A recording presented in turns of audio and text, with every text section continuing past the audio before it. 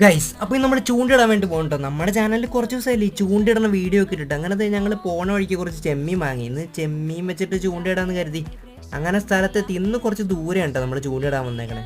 First കയറി ചെന്ന സ്ഥലം അത്രയ്ക്ക് അങ്ങോട്ട് പിടിച്ചില്ല. അവിടെ നിന്ന് മാറി വലിയ കുഴപ്പമില്ലാത്തൊരു സ്ഥലം കണ്ട് അങ്ങോട്ട് മാറി. അവിടെ എന്തേ വെള്ളത്തിയിട്ട് ഇങ്ങനെ ചാരിക്കണ ഒരു മരമുണ്ട്. ഞാനതിൽ അപ്പം തന്നെ പിടച്ച് കയറി. അങ്ങനെ ചൂണ്ടയൊക്കെ സെറ്റ് ചെയ്ത് കോർക്കാനുള്ള ചെമ്മീനെ കോർത്ത് കാസ്റ്റ് ചെയ്ത്. ഇനി മീൻ കൊത്തുമില്ലെന്ന് അറിയാനുള്ള പ്രതീക്ഷയോടെയുള്ള ആ ഒരു കാത്തിരിപ്പാണ്. അതേസമയം ഞാൻ മരത്തിൻ്റെ വേണം താഴ്ത്തിട്ട് നോക്കണുണ്ട് മീൻ കൊത്തിക്കഴിഞ്ഞാൽ ആ മേളിൽ നിന്നുള്ള വ്യൂ എങ്ങനെയാണെന്ന് അറിയാനേ.